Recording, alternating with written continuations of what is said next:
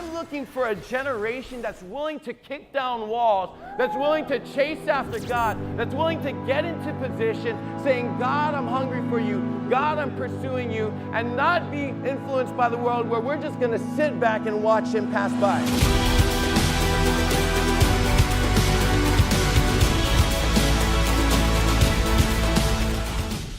I know that it's kind of uncomfortable to say the word sex, but actually God created it.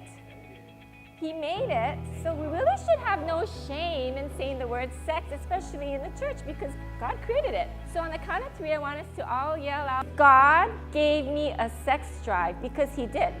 And what is a sex drive? You want to have sex, okay? So God gave me a sex drive. Ready? 1, 2, 3. God gave me a sex drive. It wasn't until I got real before the Lord that I got delivered, that I got set free from oppression, from suicidal thoughts, from insane anxiety, from fear of man. And when I prayed, when I released it to the Lord, and I told fear, I will not fear you anymore, and you are not my life. And I screamed for the first time because I was silent since the day that I was born. But the world is going to tell you, this is who you are, this is what you're struggling with, this is just do it, because that's what you are, that's who you are.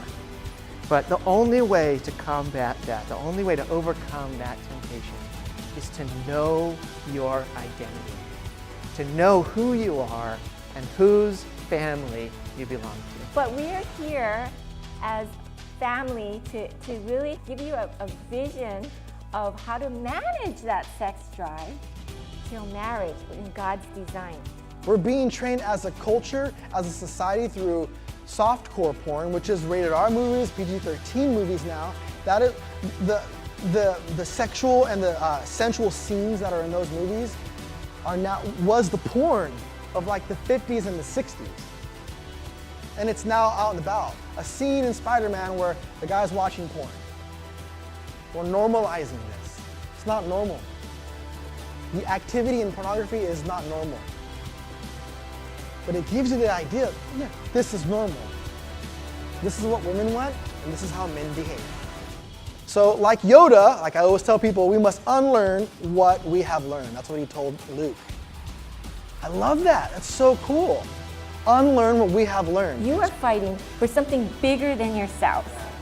You are fighting for generations after you. I'm coming like a waterfall, washing away the pain. Ooh, to make you whole.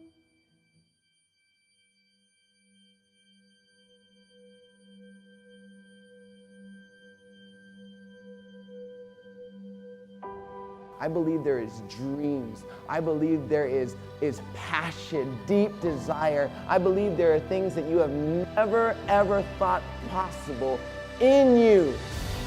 Life, and life more abundantly, blessings forevermore, that need to be manifested here on earth through our purity, through our sexuality, through the destiny that God has for you.